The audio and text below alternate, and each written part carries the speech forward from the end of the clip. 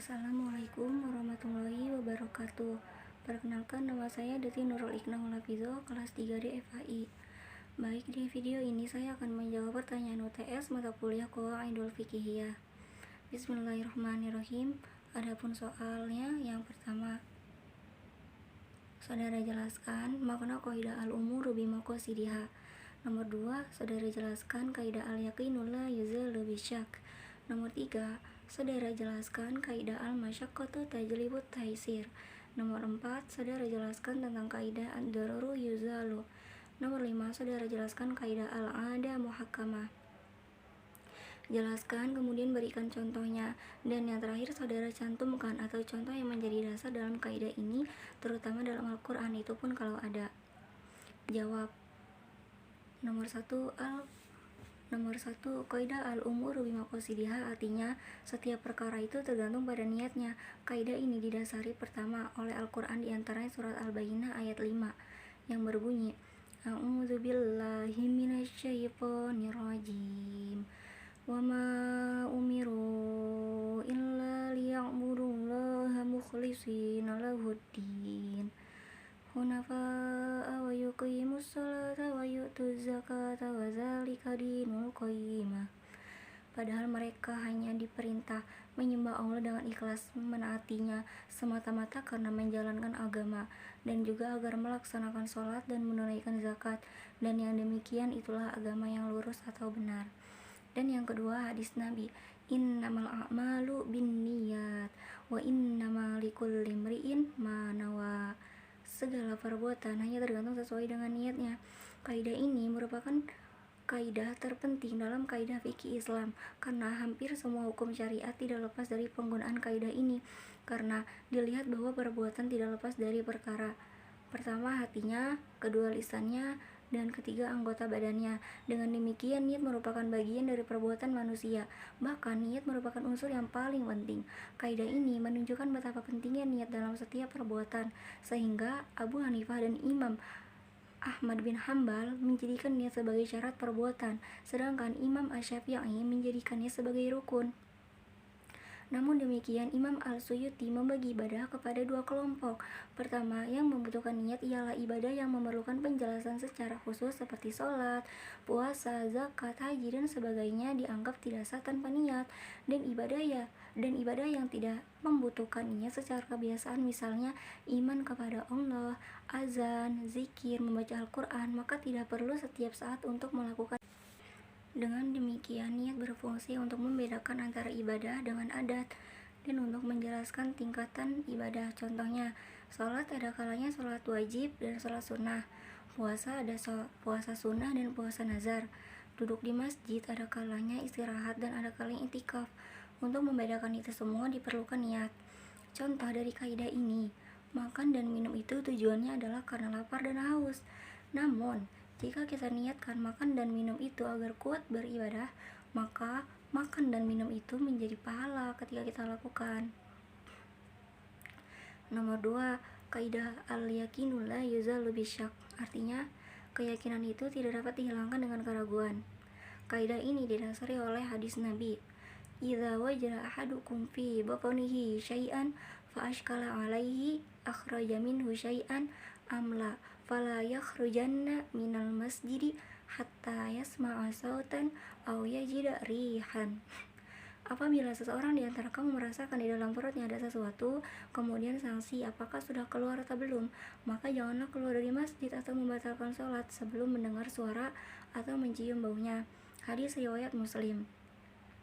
Dari kaidah di atas, keyakinan tidak dapat dihapus oleh keraguan. Dapat dipahami bahwa kedudukan yakin itu lebih kuat dibanding keraguan, sehingga dengan demikian keraguan tidak dapat menghapus keyakinan. Contoh dari kaidah ini, seseorang yang telah berwudu dan ragu apakah ia sudah berhadas atau belum, maka ia dianggap masih suci atau mempunyai wudu, karena mempunyai wudu yang yakin, sedang berhadas masih diragukan. Jadi seseorang tadi yakinnya ia masih suci. Karena ia yakinnya masih suci, maka ia dianggap masih suci dan mempunyai wudu.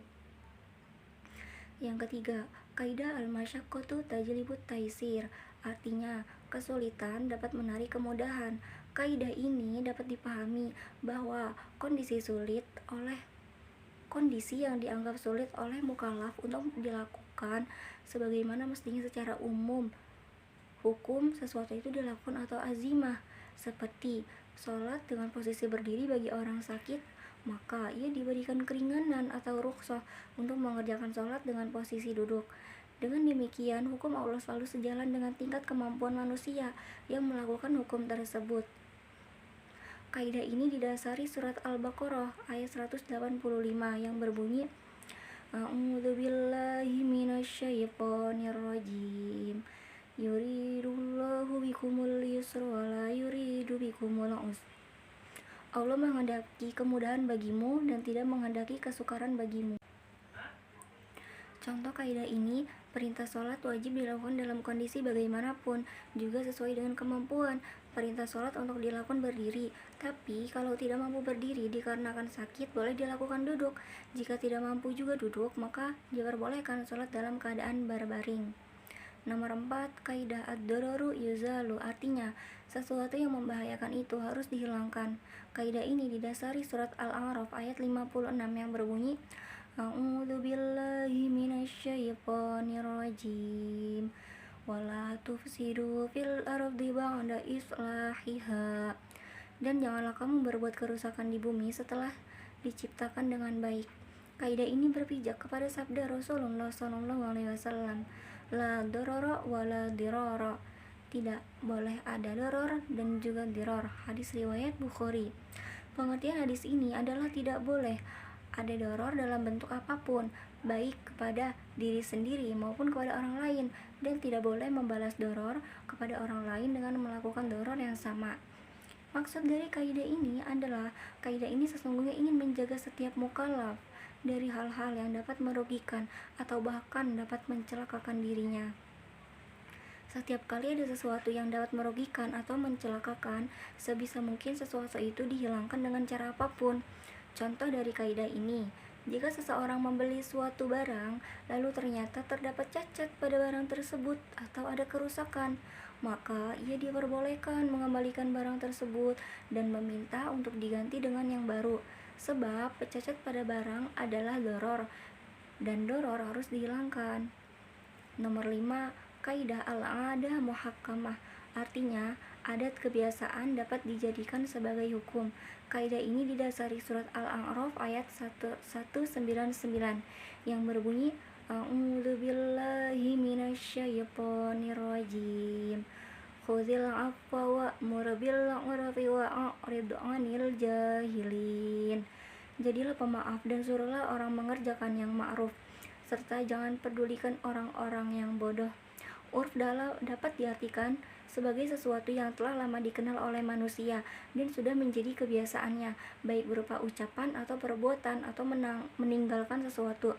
Dari definisi di atas dapat dikatakan bahwa adat merupakan kebiasaan yang sudah mendarah daging, yang berulang-ulang dilakukan oleh suatu komunitas masyarakat sehingga mereka tidak dapat meninggalkannya, seperti kebiasaan jual beli sehari-hari dilakukan tanpa mengucapkan akad jual beli. Dalam hukum Islam terdapat istilah urf dan adat. Sesungguhnya keduanya dalam syariat tidak ada perbedaan antara urf dengan adat. Kaidah fiqhiyah al-'adah muhakkamah atau yang biasa disebut dengan teori adat adalah merupakan kaidah sangat penting dalam memahami hukum Islam. Terlebih teori adat ini digolongkan oleh para ulama fikih ke dalam kategori kaidah besar yang memiliki cabang kaidah fikih di dalam. Hal ini tentu menjadi sangat penting untuk dijadikan sebagai pedoman pertimbangan dalam menetapkan hukum Islam oleh para mujtahid di setiap zaman, terkhusus pada era saat ini dalam menjawab tantangan problematika hukum yang senantiasa berkembang mengikuti arus globalisasi dan modernisasi. Contoh dari kaidah ini, dulu menikah hanya cukup dengan ijab kabul. Adapun sekarang, karena sesuai kondisi atau kebiasaan masyarakat, maka perlu adanya pencatatan di KUA. Mungkin hanya ini yang dapat saya sampaikan. Kurang lebihnya mohon maaf. Wassalamualaikum warahmatullahi wabarakatuh.